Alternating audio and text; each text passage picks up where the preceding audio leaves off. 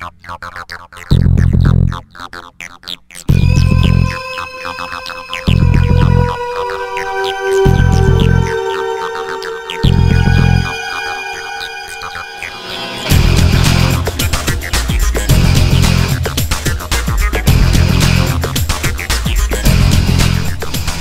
there traders, welcome back for episode 98 from the StockBandit.tv. It's a place you can always find trading videos to make you better, and I'm glad that you're here.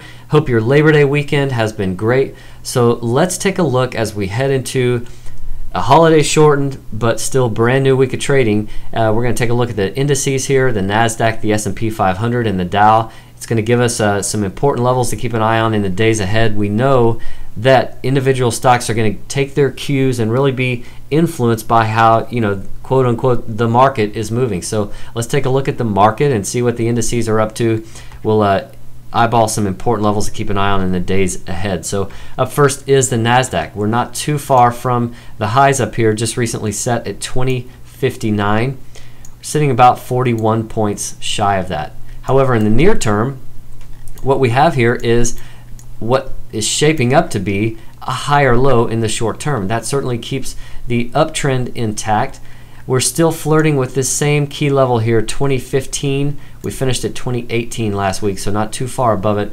So really 2059, of course, last week's lows, and then down here at this 1929 level. Those are the three areas to really be keeping an eye on here in the days ahead. One other note here, which applies across the board for the NASDAQ, S&P, and Dow. Last week, ahead of the long holiday weekend, we saw very weak volume, and that is certainly to be expected. That was 100% expected. However, now that people are back from vacation this week, I would certainly expect to see volume kick up quite a bit from what we saw at the end of last week for sure. And let's see how that corresponds with price and in the direction that we get with that. So as we get stronger volume and some kind of a resolution in price, whether it's a breakout through the highs or we head lower and undercut support, it's really going to give us some better clues for which way this market is headed in the next several weeks.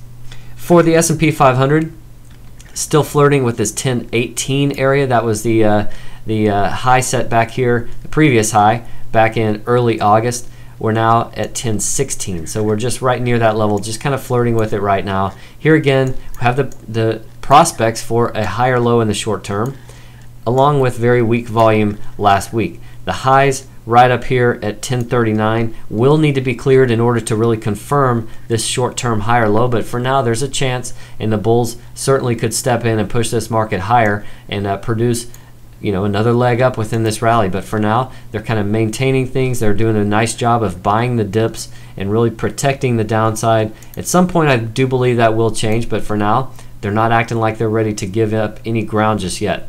For the Dow, pretty simple here as well.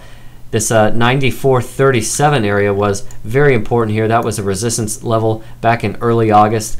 We finished just 4 points from there last week, so very much still in play. We also have, of course, same situation here with a potential higher low. And then the highs are right up here, set recently at 96.30.